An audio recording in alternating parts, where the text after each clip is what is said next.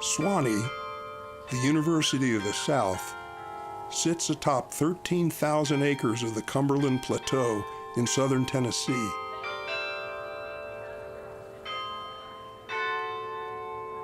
It's a small Episcopal college with an unlikely chapter in its history.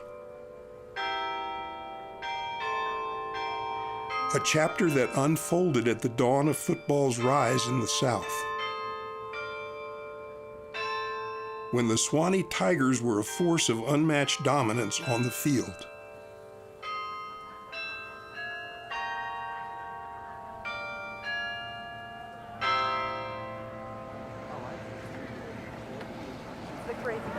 No, this is gumbo today. On a Saturday so many decades later, Duck and andouille gumbo to be exact. the scenes and the spirit here are familiar. It's homecoming, everybody's back. We're celebrating. Hopefully we can get the win. Last game for the seniors, a team that we would dearly love to defeat. I know you're going to give it all you've got. We're proud of you.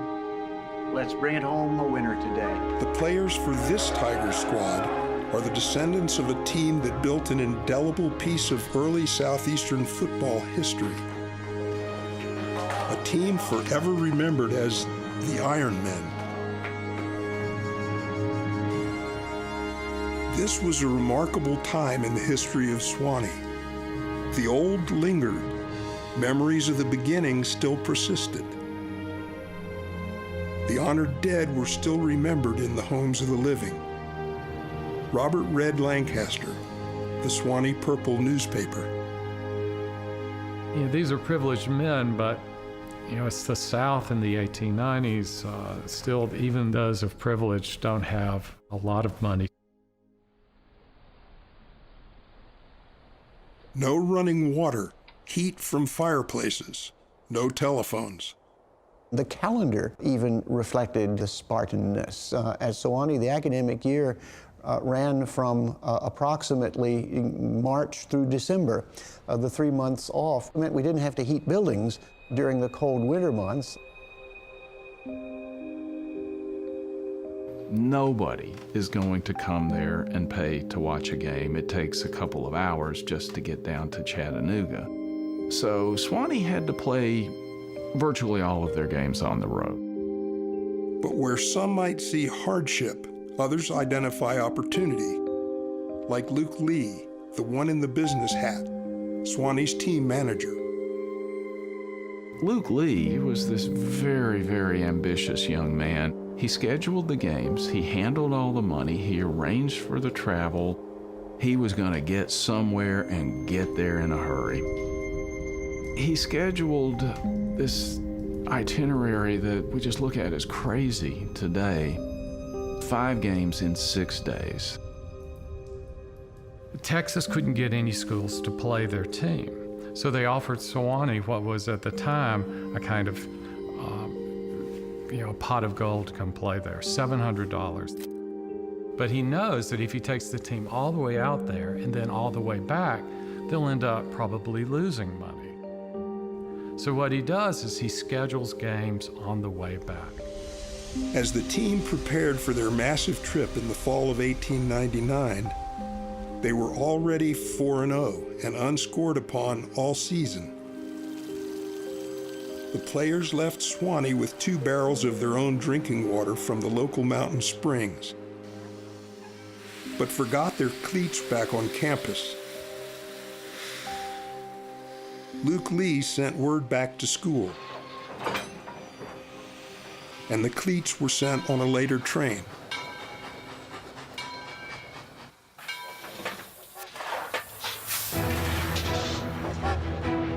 The Texas Longhorns would be their first opponents. A crowd of roughly 2,000 surrounded the field. The Sewanee Purple reported, "We have met the enemy and they are ours." And the team played a typically flawless game, winning 12-0.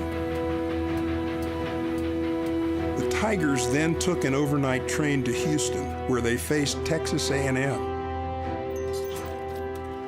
2 Sewanee touchdowns were the game's only scores in a 10-0 victory.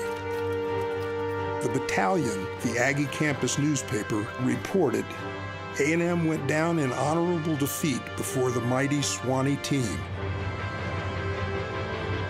Sewanee then went on to New Orleans, where they would be without their captain Diddy Siebels, who'd sustained a severe cut to his forehead against Texas. The most recognized player was Diddy Siebels, a swift, fierce running back and talented kicker. During the 1899 year, if you look through the purple, the newspapers, you'll see that he's actually selling shoes on the side to pay for his tuition. The Tigers hardly missed Siebels against Tulane, posting another shutout, 23-0. 80 miles up the road from there was Baton Rouge. The LSU football program was in just its 7th year of existence, and Sewanee romped to a 34-0 victory, with the returning Siebels scoring at least 2 touchdowns. The school paper admittedly losing track from there. The team next crossed back into Tennessee, and after a bit of sightseeing in Memphis, donned their moleskin vests again to meet Ole Miss in a neutral location, Billings Park. By the time they played Ole Miss, newspapermen recognized the news value in what had been done, that it was turned into this historic event. The Memphis Appeal reported, as the bandaged boys in purple took their positions, Coach Suter applied fresh plaster over the cut that Siebels received in the Texas game. Final score, 12-0, Sewanee. 2,500 miles, 5 games, 5 shutout wins in 6 days. I would give my all to thee. And on the 7th day, they rested. The southern papers of the time lauded Sewanee's string of triumphs, but the northern press, the great publicists of college football, ignored the story. A few weeks later, the Tigers left home again for Montgomery, Alabama, to play Auburn, coached by John Heisman. Alabama students were not going to miss a chance to cheer against Auburn, so 200 of them came down on trains from Tuscaloosa to Montgomery, cheering against Auburn, cheering for Sewanee. Because Sewanee is the elite school. Sewanee's the blue blood school. 4,000 fans circled the field and filled the stands. It demonstrated that college football games could pull very large crowds.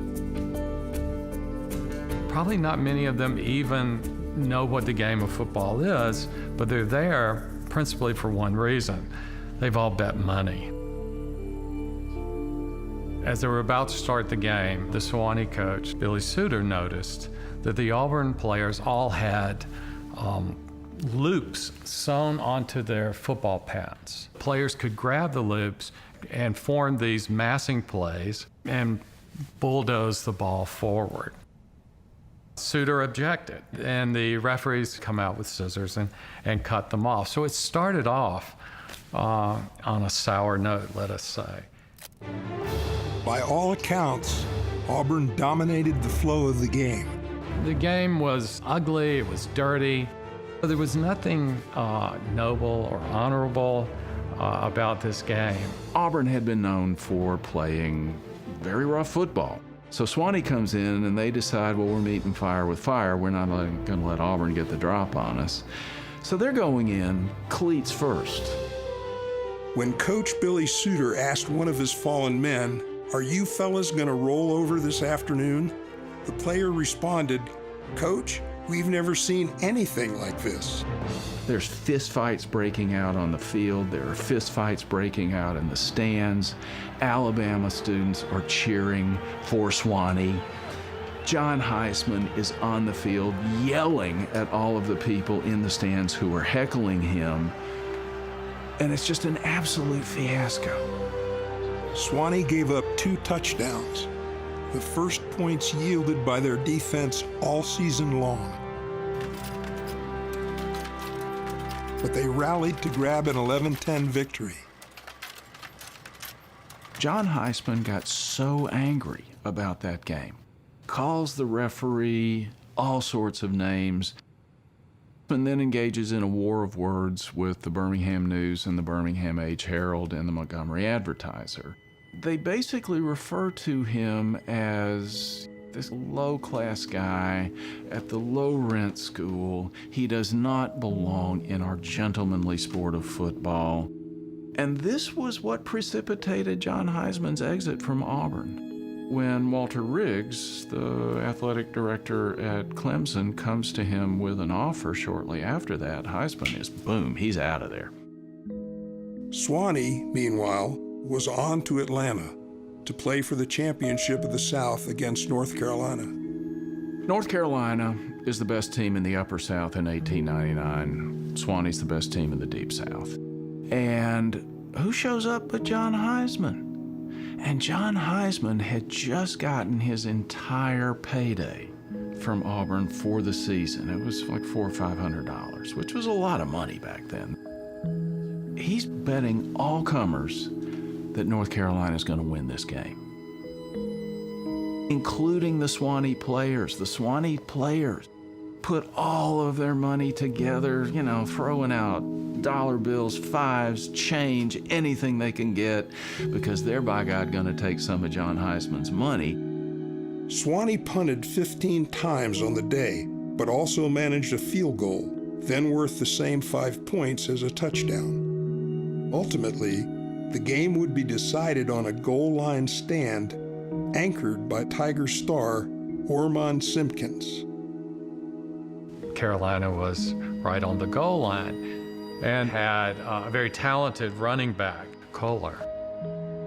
He was famous for being almost literally thrown over the line by his teammates. The Sewanee players were prepared for it. 5 times North Carolina tried for the end zone, and 5 times they failed, with an injured Simpkins leading the stand. He later accused Lee and Suter of making him play even when he was hurt. Several years later, he ended up having both of his legs amputated from the injuries he sustained as a football player. In the second operation, he died.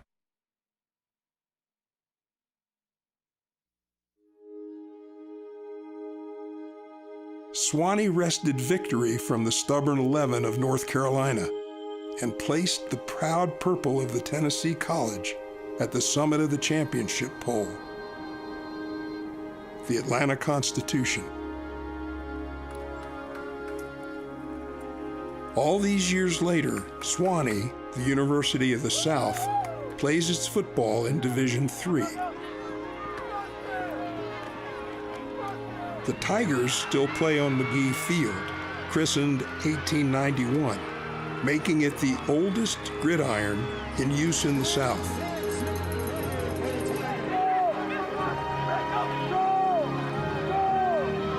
They lost this game to rival Center College, but the pride endures for a long ago legendary football power. I can go and speak to a group of community members or alumni and talk about the great success of our tennis team, our golf team, our lacrosse team. But inevitably someone will say, well, you know, all that's well and good, but let's talk about football. Even here at a small liberal arts college, this is the South, son, and what matters most is football.